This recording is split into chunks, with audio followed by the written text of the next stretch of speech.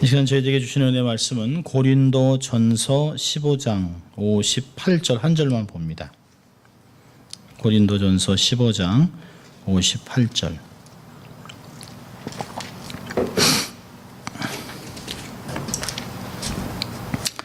고린도전서 15장 마지막 절입니다. 하나님 말씀을 봉독해 드립니다. 그러므로 내 사랑하는 형제들아, 견고하며 흔들리지 말며 항상 주의 일에 더욱 힘쓰는 자들이 되라. 이는 너희 수고가 주 안에서 헛되지 않은 줄 알미니라. 아멘. 오늘은 주 안에서 수고함, 주 안에서 수고라고 하는 제목을 가지고 말씀을 나누려고 합니다. 올해도 다 갔어요. 이제 45일 남았습니다. 45일. 돌아오는 주일이 벌써 추수감사 주일입니다. 세월이 참 어찌 이렇게 빨리 가는지 모르겠습니다. 또 삶은 또 왜 이리 분주한지 모릅니다. 우리가 무엇을 위해 살아가고 있는지, 어디로 가고 있는지 모를 정도로 정말 세상 사람들이 얘기하는 것 같이 와, 세월이 너무 빠르다, 너무 정신없이 지나가고 있다라고 얘기를 합니다.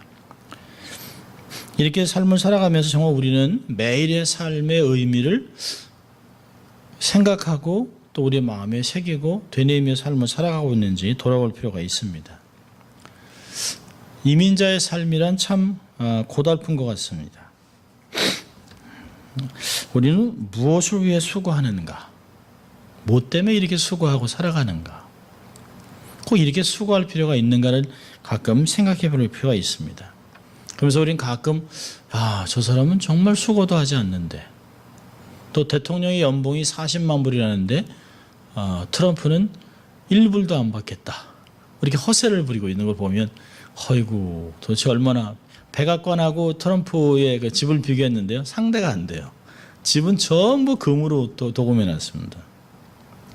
그러면서 인생은 너무 좀 엄폐한 거 아닌가라고 하는 생각을 합니다. 그러나 그 사람이라고 삶이 쉽겠습니까? 누구를 막론하고 수고해야 되는 것은 당연한 것입니다. 수고해야만 살아갈 수 있습니다. 그래서 우리 주님은 평생 수고해야만 겨우 먹고 사는 우리들에게 마태복음 11장 28절에 이렇게 부드럽게 초청했습니다. 수고하고 무거운 짐진 자들아, 다 내게로 오라. 내가 너희를 쉬게 하리라. 이게 얼마나 위로가 되는 말인지 몰라요. 참, 우리 수고를 알까? 이 수고해서 이게 무슨 결과가 있을까? 이렇게 수고한들 무슨 결과가 좋은 게 있을까? 정말 너무 힘들다 라고 할 때 주님의 말씀을 기억나게 하는 거죠. 내가 수고하고 무거운 짐 지었다는 걸 너무 잘 아시는 주님, 내 마음이 얼마나 무거운지 잘 아시는 주님, 환경은 조금 변해도 마음이 계속 무거운 것을 잘 아시는 주님이 우리를 초청하는 것을 볼 수 있습니다. 근데 우리 모두가 겪고 있는 이 수고의 문제는 이게 인생이라고 하는 현실입니다. 노력 없이 되는 일은 아무것도 없죠. 문제는 이렇게 수고하고 얻었는데 결국은 헛되고 헛되다라고 성경은 이야기하고 있다는 것이에요. 인생은 정말 허무한 결론을 맺는 것인가를 생각해 볼 필요가 있습니다. 성경은 구약에서 이렇게 얘기합니다. 인생의 모든 수고는 다 헛되다. 수고해야만 먹고 살 수 있는 배경은 아담과 이브의 범죄함 때문입니다. 평생을 수고해야 됩니다. 평생을 수고해도 그 결과는 헛되다고 얘기합니다. 전도서 1장 12절부터 14절까지 솔로몬 왕은 이렇게 얘기합니다.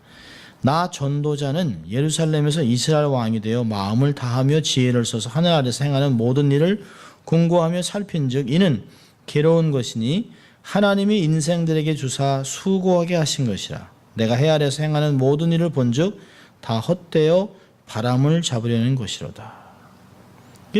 모든 것을 누려본, 세상에서 부족함이 없는 것을 누리고 먹고 즐기고 모든 것을 금하지 않고 해봤던 그 솔로몬 왕이 말년에 고백하는 것이 헛되고 헛되다라고 얘기합니다.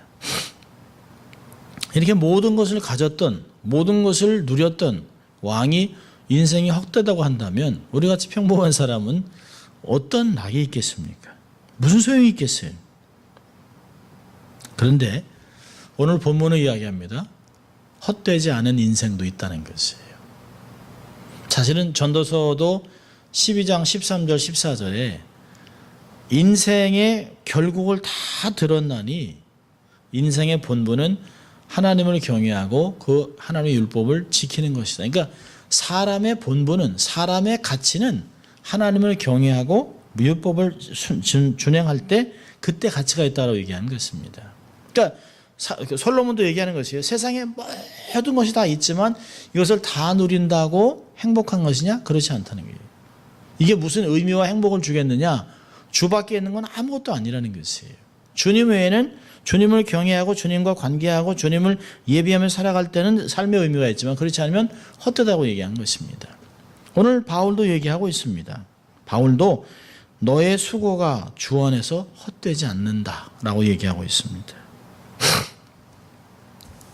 참 세상이 너무 혼란스럽습니다. 모든 것이 뒤죽박죽. 이러니까 사람들이 노력하려고 하지 않아요. 한 번에 대박을 내려고 하고 있습니다. 사실 요즘 보면 인터넷 시대 때문에 대박으로 부자 된 사람이 많잖아요. 뭐 저커버그 같은 페이스북을 만든 사람은 그럼 나이가 뭐 얼마나 됐어요. 근데 전 세계에 몇 번째 안 되는 다 컴퓨터로 아마존.com, 뭐 구글, 페이스북, 또 우버를 창조한 사람도 리프트도 다 인터넷을 통해서 한 것입니다. 뭐 에어비앤비 이런 것도 다 인터넷으로 했어요. 그러니까 인터넷으로 수고해야 했겠죠. 그러나 남들이 평생을 수고해도 벌지 못할 것을 인터넷으로 순식간에 어마어마한 슈퍼 부자가 됩니다.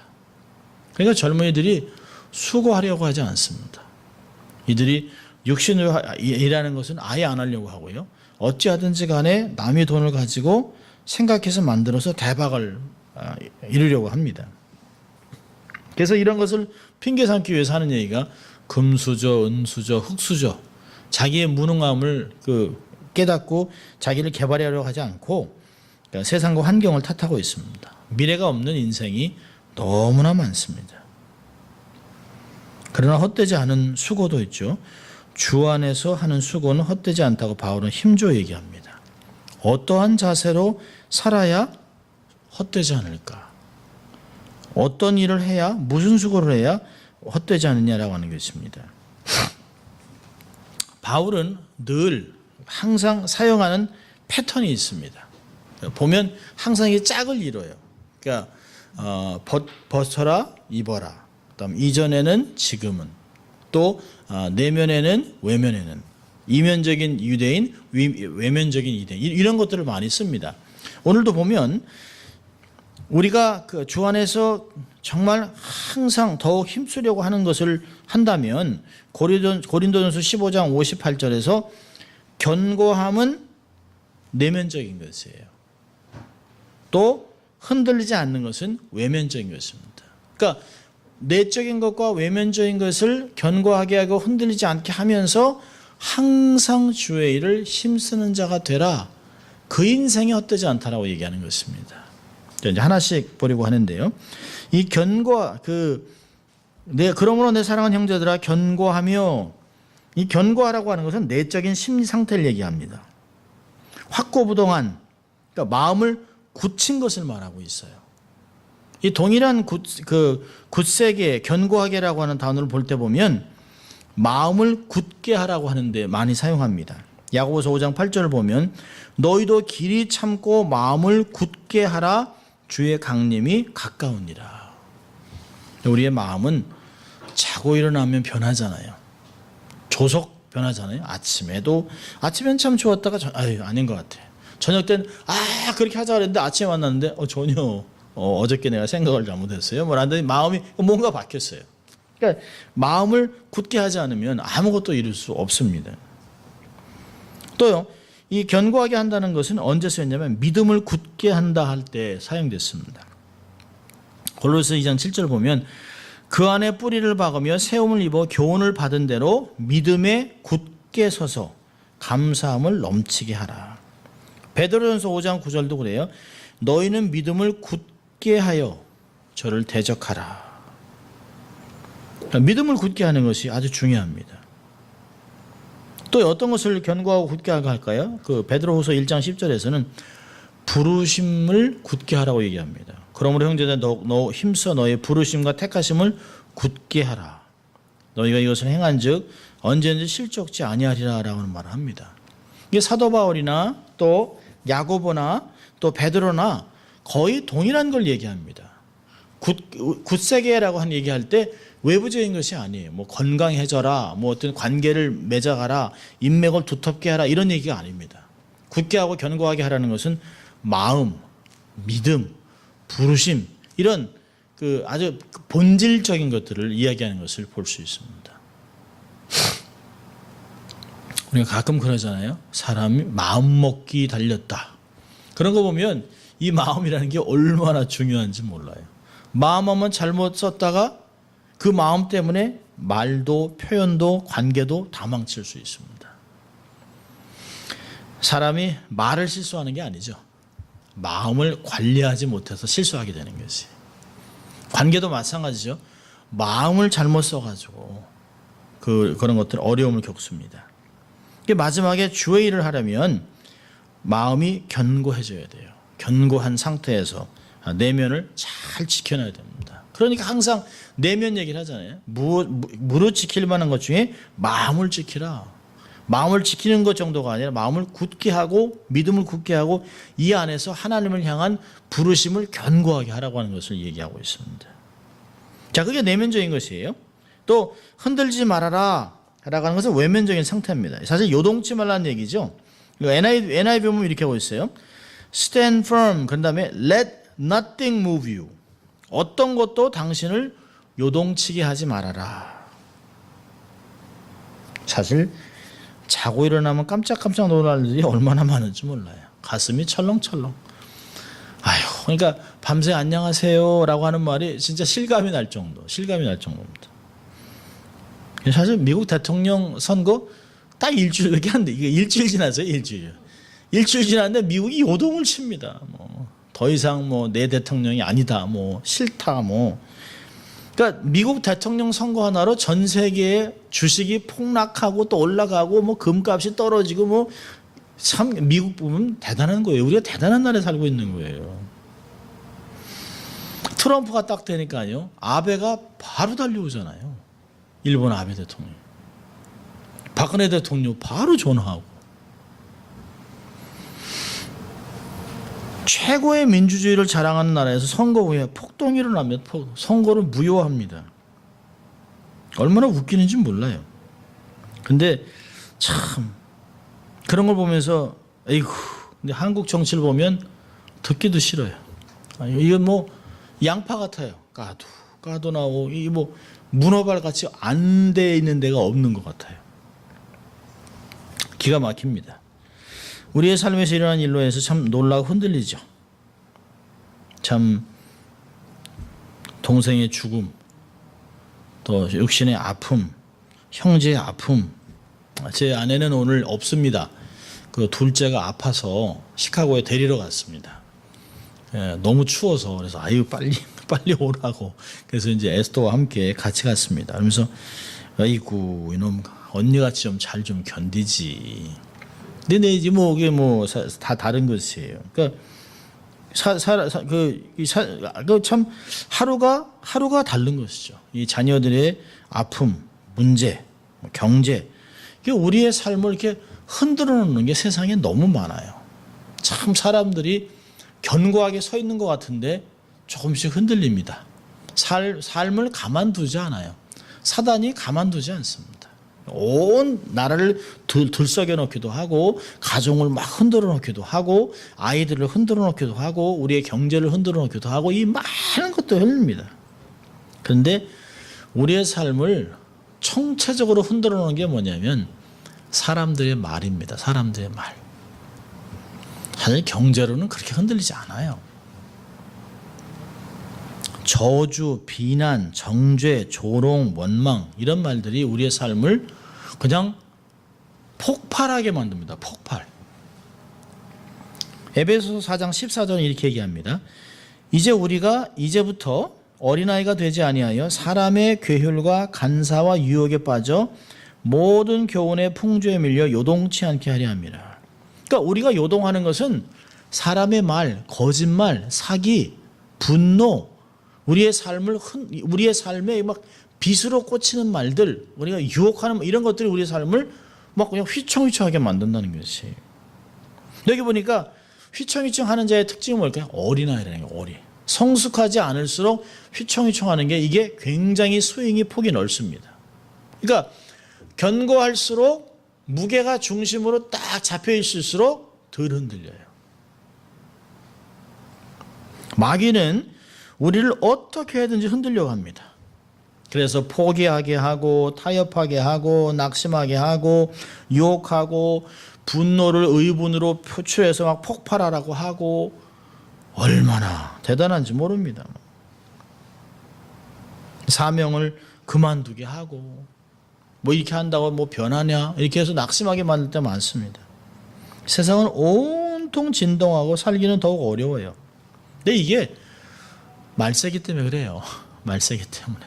이건 그냥 당연한 것이에요. 환란도 있어요. 또 뉴질랜드에 또 지진이 막 나가지고 또 이게 또 불의 골이 또 이게 올라옵니다. 이게 또 남미도 이렇게 또 이게 올라옵니다. 환태평양으로.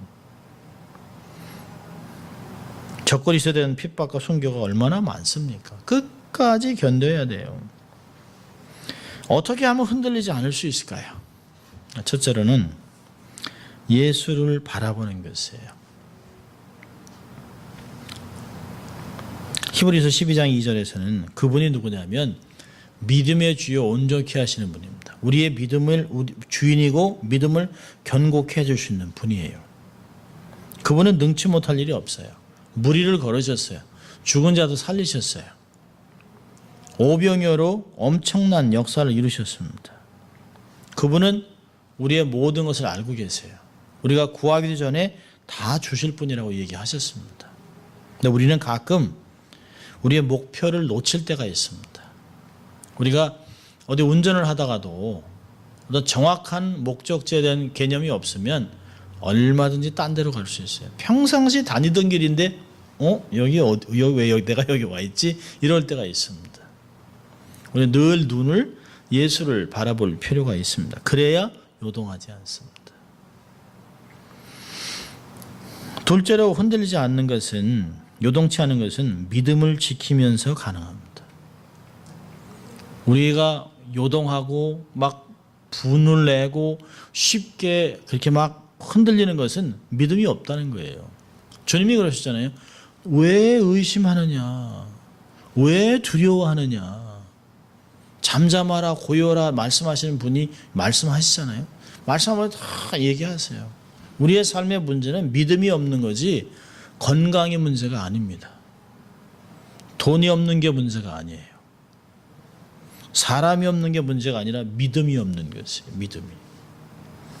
사실 우리 한국교회가요, 부흥이라는 단어를 쓴 지가 벌써 20년이 넘었어요. 근데 부흥의 사인이 안 나타나요. 근데 왜 그런지 아세요? 믿음이 없어요. 계산하잖아요. 교회에 아이들이 없다.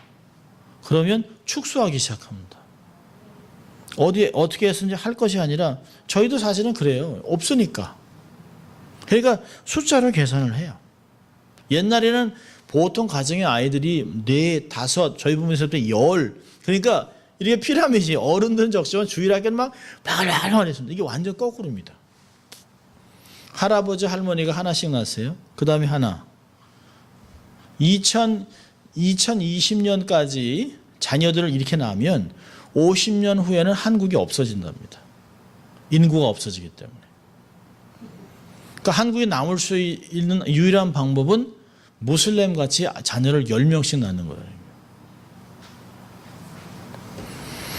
믿음이 없는 거예요. 믿음이 없기 때문에 자꾸 안 된다는 얘기를 합니다. 할 수 없어, 안 돼. 그러니까 포기하는 거예요. 그게 흔들리는 거예요. 믿음을 지키면서 흔들리지 않을 수 있어요. 세 번째로는요, 성령에 예민하게 반응할 때 흔들리지 않을 수 있어요. 성령님은 하는 일이 뭘까요? 우리로 하여금 진리로 인도하세요. 깨닫게 하세요. 아, 이건 죄를 깨닫게 하고 하나님이 말씀하신 걸 깨닫게 하고 내가 너에게 보혜사를 보낼 텐데 그 보혜사가 나에 대해서 증거하리라. 진리를 가르쳐 주리라. 그러니까 그분이 우리 곁에 오셨어요. 사도행전도 보면 나로 요동치 않게 하기 위해서 그가 내 우편에 계시도다. 대단한 거죠, 사실. 주님이 내 곁에 계셔서 말씀하세요. 그러니까 사도 바울이 27장에 내게 말씀하신 그분의 말이 그대로 이루어질지를 나는 믿는다. 그러니까 우리가 성령님에 예민하다 보면 상황은 막 흔들릴 것 같은데 주님이 괜찮아. 안 죽어. 내가 너에게 모든 사람을 다 붙여줄게. 바울아, 내가 너와 함께한다. 그러니까 다른 사람은 다 죽었다고 다 포기하는데 바울만 딱 서 있잖아요. 그리고 당신들은 안 죽습니다. 내게 말씀하신 성령님이 하나님 말씀하신 것이 그대로 좀 있습니다. 이제부터 먹으십시오. 식사도 하십시오. 다 살 겁니다라고 얘기를 합니다. 정말 힘들어도 환경에 속지 마세요. 감정에 속지 마세요. 여러분, 우리가요, 듣고 보고 느끼는 게 다가 아닙니다. 우리가 보는 게 다라면 얼마나 낙심할 게 많습니까? 그런데 고린도후서 4장에서 그래요. 낙심하지 말라고 그래요. 낙심하지 말 것은 겉모습은 후패하지만 속사람은 날마다 새로워진다는 거예요. 영원한 것을 보고 자라는 거예요. 겉모습 보면 낙심하죠. 늙지 않을 사람이 어디 있어요. 근데 사람이 성숙해지는 건 잊어버려요. 우리가 나이는 먹고 우리가 그 지난 토요일 날 그걸 했잖아요. 그 바자회를 하면서 전 같지 않네. 정 같지 않죠. 확실히 정 같지 않죠. 막 담도 결리고 허리도 아프고 저도 학교에서 가르치면서 학생들한테 제가 오늘은 앉아서 하겠습니다. 왜 그러세요? 그래서 우리가 좀 이게 토요일 날 일을 했더니 뭐 일한 게 뭐가 있어요? 뭐 그렇게 크게 했다고? 아무것도 아니거든요. 뭐 서서 이렇게 얘기하고 뭐 팔고 뭐 이런 건데 몸이 못 견디는 거예요. 그런데 우리가 갖고 있는 건 뭐죠? 보이지 않는 믿음, 보이지 않는 삶의 지혜, 우리 안에 있는 성숙함이 우리에게 있는 걸 자꾸 잊어버려요. 그래서 우리는 자꾸 보이는 걸 찾습니다. 그래서 운동도 하고 하지만 사실 그게 아니에요. 속이 실하면 돼요. 속이 튼튼하면 돼요.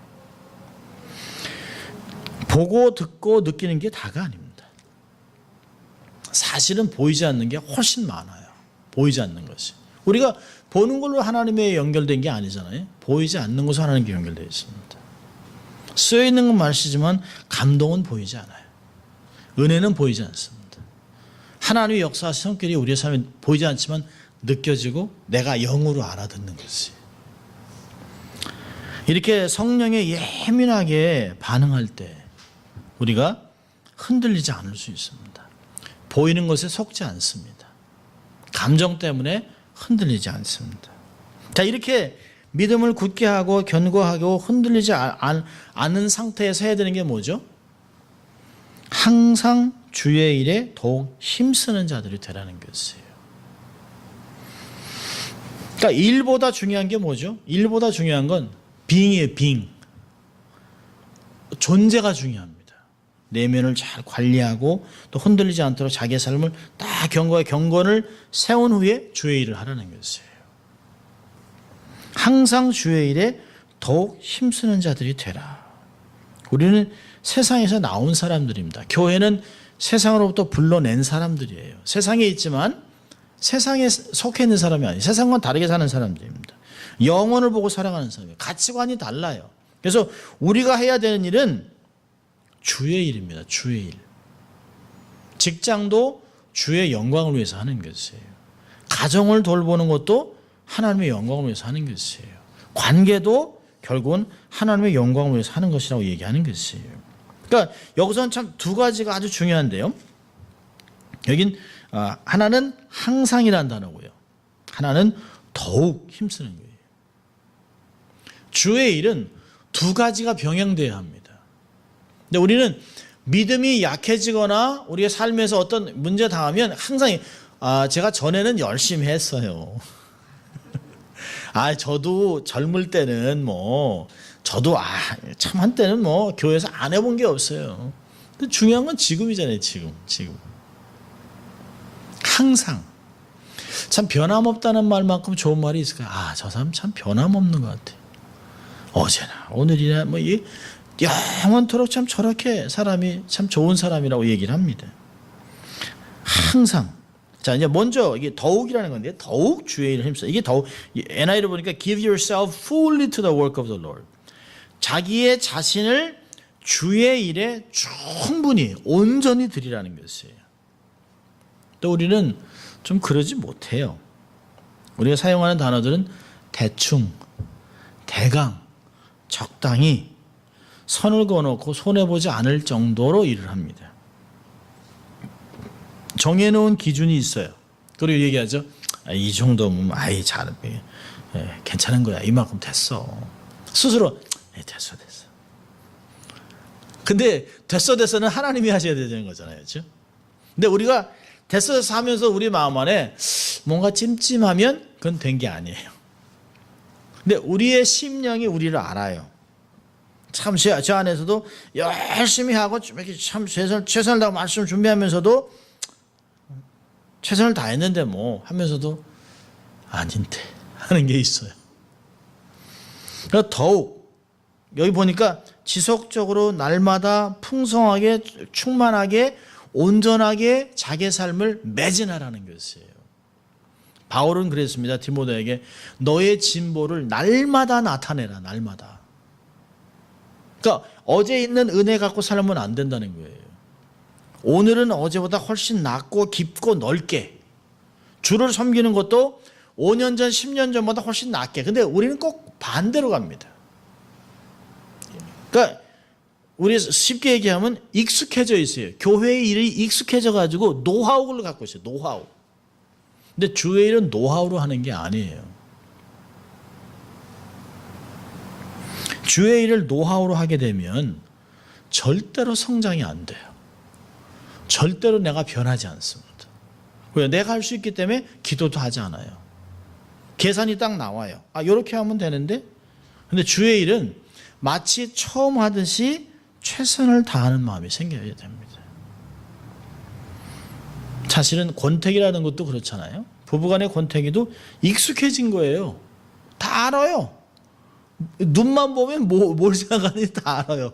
이게 눈만 째려보면 섬뜩한 거죠. 이렇게 아내가 왜 저러지? 이렇게 새로운 게 없어요. 근데 아니에요. 세월이 갈수록 모르는 게 투성입니다. 모르는 게 투성이에요. 어떻게 알겠어요? 아내를 어떻게 알겠어요? 몰라요. 아내의 변화를 어떻게 알겠어요? 남편의 변화를 어떻게 알겠어요? 몰라요. 자식이 변하는 걸 어떻게 알겠어요? 몰라요. 절대로 이 정도냐라고 자위하면 안 돼요. 주의 일은 정말 갈수록 더욱 매진하는 삶을 살아야 됩니다.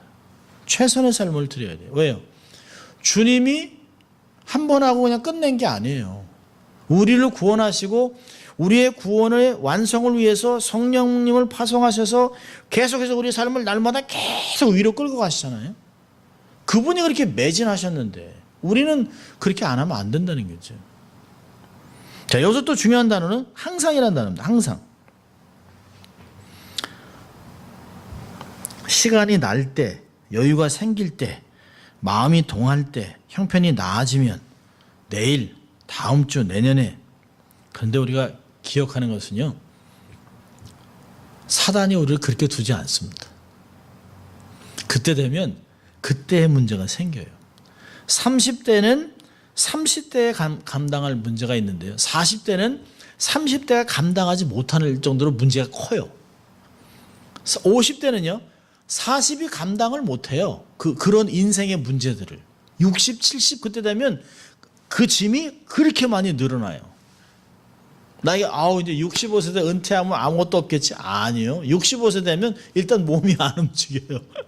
힘이 들어요. 할 수가 없어요. 그러니까 그리고 하려고 해도 안 돼요. 이게 안 돼요. 그러니까 사단이 제일 잘 쓰는 게 뭐죠? 내일, 다음 주에. 사단이 사용하는 것 중에 아주 비싼 무기라고 그러잖아요. 비싼 도구. 다음에. 바쁜데 다음에.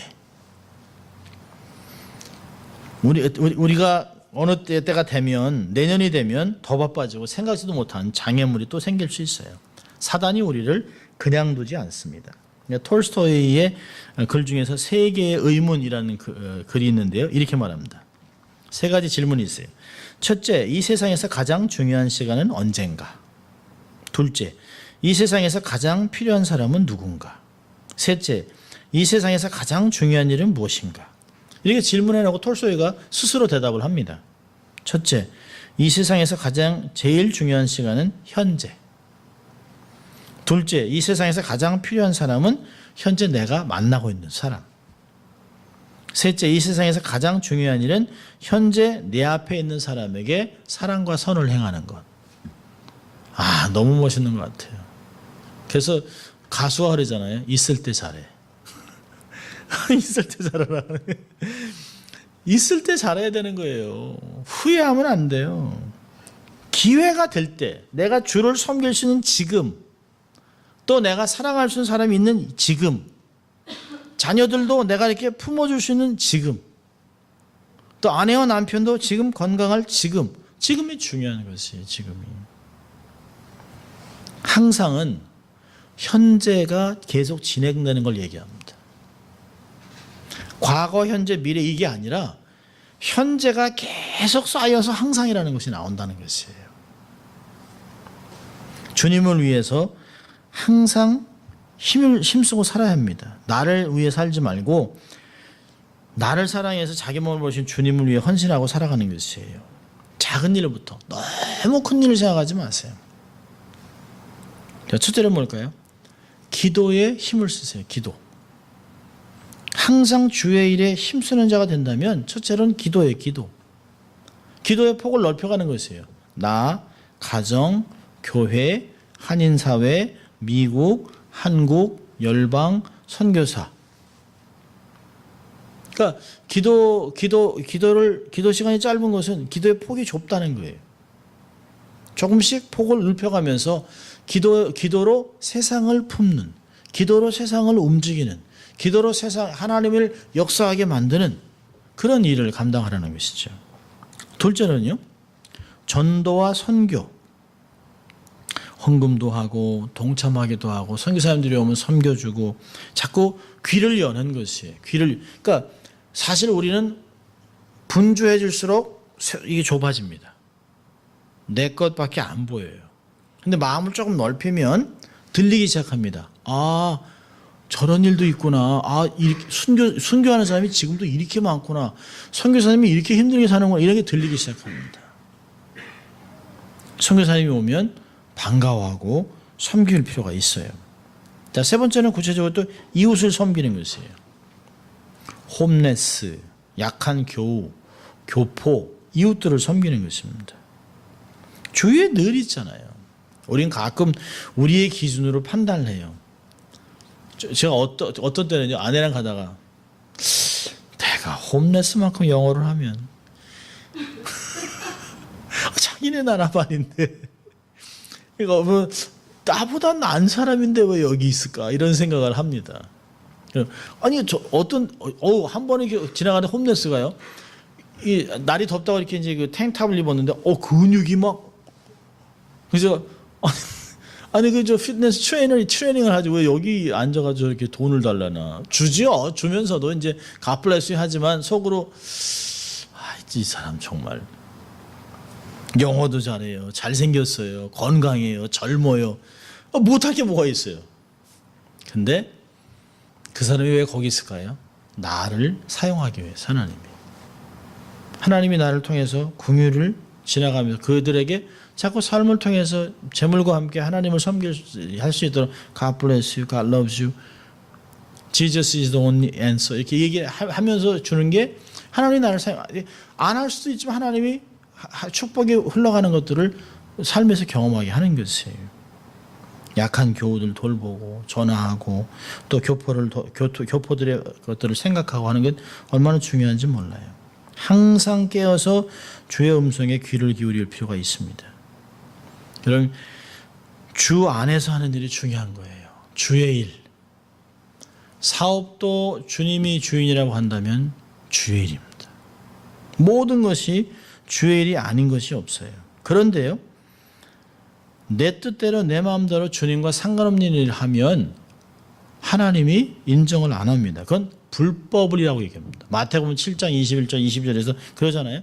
불법을 행하는 자들한테 내 앞에서 다 떠나가라. 그들이 사역을 했어요. 병도 고쳤어요. 예언도 했어요. 또 뭐 많은 일을 했죠. 그런데 귀신도 쫓아냈는데 자기가 영광 거두고 자기의 멋대로 자기 방식대로 자기 마음대로 했습니다. 주님의 허락을 묻지 않고 주님의 의도를 묻지 않고 주님의 방법대로 행하지 않았습니다. 주님을 깊이 알고 주의 뜻을 분별하면서 주의 음성을 듣고 주의 일을 하는 것이 너무 중요하다는 것이에요. 자, 이렇게 견고하게 흔들리지 않고 항상 주의 일에 더욱 힘쓰는 자들이 되라. 왜냐하면 그 이유를 얘기합니다. 너희 수고가 주 안에서 헛되지 않다. 여기서 너희 수고가 주 안에서 헛되지 않은 줄을 알미니라 얘기할 때도 두 가지가 있어요. 하나는 주 안입니다. 주 안. In Christ, 포지셔닝이에요. 위치가 아주 중요합니다. 주 안에서 행하는 것이에요. 주님 밖에서 행하는 건 모두 헛돼요. 이런 바울은 주 안이라는 단어로 굉장히 많이 사용합니다. 주 안에서 생각하고, 주 안에서 말하고, 주 안에서 행동하고, 주 안에서 관계하고, 주 안에서 서로 문안하고, 주 안에서 서로 섬기고, 주 안에서 같은 마음을 품고, 주 안에서 부모를 공경하고, 주 안에서 선한 일을 하고. 그러니까 주와 관계 없는 것들은 아무 의미가 없어요. 그렇다면 주 밖에도 있다는 거예요. 언약 밖에 있는 자들. 주님과 상관없는 말씀 밖에, 말씀과 상관없는 일들이 이 세상에 있다는 것이에요. 주 안에서. 너희 수고가 주 안에서라고 얘기합니다. 또 하나 중요한 단어는 뭘까요? 수고. 수고하지 않으면 안 돼요. 주 안에서 수고해야 합니다. 여기서 수고라는 코포스라고 하는 헬라어 단어는 애를 쓰고 땀을 내고 그냥 허리를 숙이고 물질과 모든 걸 투자한다는 뜻입니다. 수고하고 애를 쓰는 것이에요. 이 세상에 거저되는 건 아무것도 없어요. 주님도 우리의 구원을 이루기 위해서 십자가에서 돌아가셨잖아요. 그리고 성령님을 보내주셨잖아요. 거저되는 거 하나도 없어요. 땀 흘리라는 거예요. 성경에서도 수고하는 농부같이 애를 쓰라는 것이에요. 사도 바울은요, 내가 해산하는 수고를 다시 한다. 얼마나 힘듭니까? 얼마나 애간장이 녹았으면 그 교인들이 하도 제대로 못 사니까 내가 다시 해산하는 수고를 너희들을 위해서 하겠다. 다시 복음을 다 증거하고 그 어려운 일을 하겠다고 얘기합니다. 다 수고예요. 진리를 위한 수고, 의인의 수고를 이야기합니다. 주 안에서 수고한 것은 결코 헛되지 않아요. 여기서 얘기하는 너희 수고가 주 안에서 헛되지 않는다는 게 뭘까요? 주님이 기억한다는 거예요. 히브리서 6장 10절은요, 이런 말 합니다. 하나님이 불의치 아니하사 너의 행위와 그의 이름을 위해 나타난 사랑으로 이미 성도를 섬긴 것과 이대도 섬기는 것을 잊어버리지 아니하시. 하나님이 기억한다는 거예요. 너의 선함, 섬김을 내가 기억한다. 그 주님이 마태복음 10장에서 얘기했잖아요. 이 소자 중에 한 사람에게 냉수 한 그릇 준 것도 결코 상급을 잃지 않는다. 마태복음 10장 28절 얘기합니다. 10장 42절. 결코 상을 잃지 않는다. 역대하 15장 5절에서는 더 놀라운 말을 합니다. 너희는 강하게 하라, 손이 약해지지 않게 하라, 너희 행위에는 상급이 있으니라. 선한 일을 열심히 내라는 거예요. 열심히.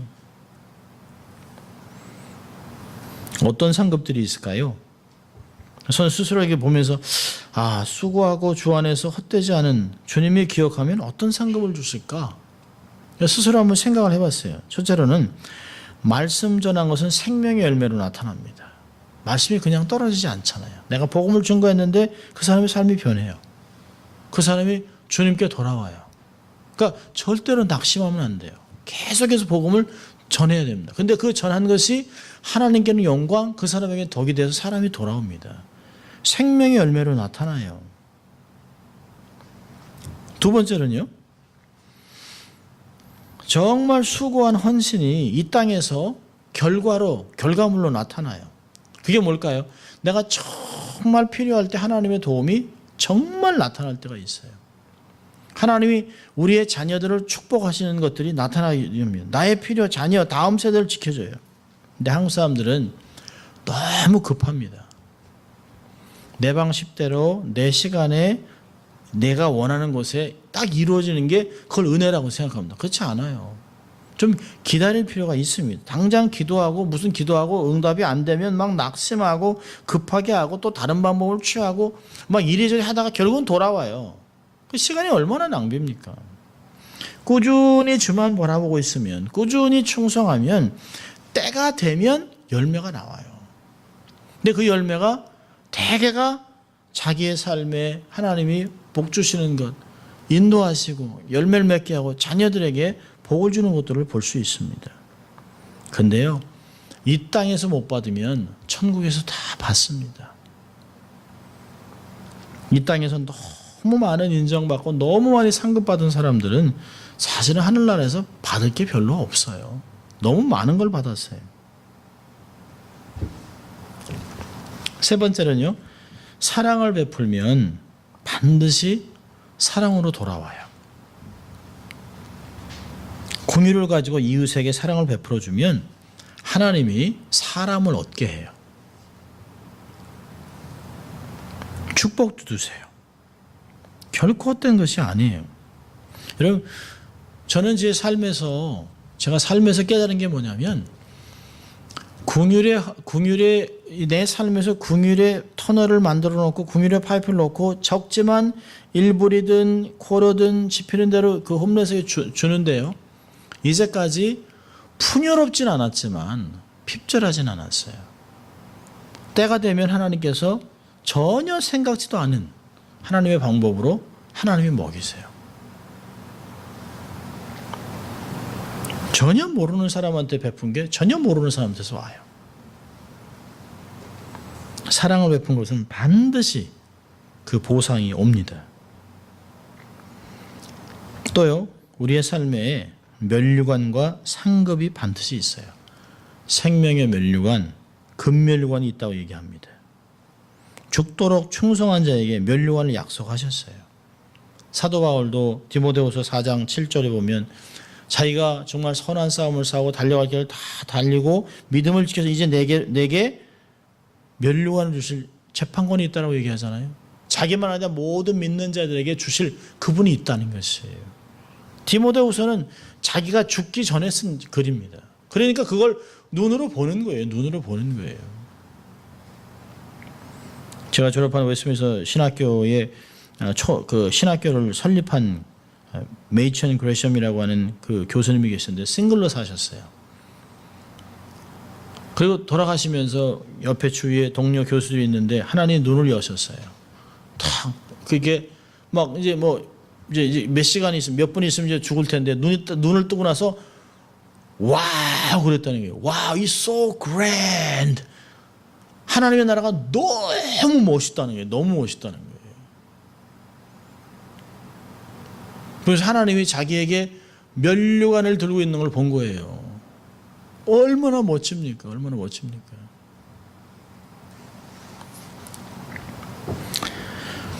또 하나는요. 어떤 상급이 있을까요? 주님 만날 때 칭찬이 있죠. 착하고 충성된 종아. 게으르고 악한 종이라는 말을 들으면 안 되죠. 착하고 충성된 종. 내가 작은 것에 충성했으니까 이제 큰 거를 맡기겠다. 얼마나 놀랍습니까? 저는 천국은 가면 막 놀고 먹고 이런 나라가 있는 건 아닌 것 같아요. 거기 가서도 주를 위하여 영광을 위하여 어떤 사역들을 감당하는데 하나도 힘들지 않은, 하나도 피곤하지 않은, 하나도 아프지 않은, 그냥 즐겁기만 한 이런 일들을 감당하게 할 것 같습니다. 마지막으로는 천년왕국에서 왕노릇하는 거죠. 생각만 해도 너무 멋있죠. 하나님의 아버지라 모두가 함께 다 그냥 하나님의 자녀가 돼서 왕 같은 정말 제사, 그때 정말 면류관을 쓰고 세상을 통치하고 왕노릇할 것을 보면 너무너무 멋진 것이에요. 그런 걸 생각하면 짧은 시간이지만 야, 내 세상에 이렇게 세상 것 같고 이렇게 아웅다웅할 이유가 별로 없네. 그러나 하나님이 내게 주어진 시간이 있기 때문에 내게 주어진 사역이 있고 내게 주어진 장소가 있고 내게 주어진 현재라고 하는 현장이 있기 때문에 여기서 최선을 다하고 살아야겠다는 생각을 합니다. 주님이 다가오시는 시간이 점점 가까워지고 있어요. 이럴 때 마음을 딱 붙잡아야 됩니다. 마음을 딱 붙여 견고하게 하고 흔들리지 말고 세상에서 막 흔들려도 절대 그거에 요동하지 않냐고 마음을 주지 말고 거기에 귀를 열어주지 말고 속지 말고 항상 주의 일에 열심을 내면서 뭘 기대해야 될까요? 하나님의 상급 일한 대로 갚아주리라. 내가 너에게 줄 상급이 내게 있어 라고 하나님이 얘기하잖아요.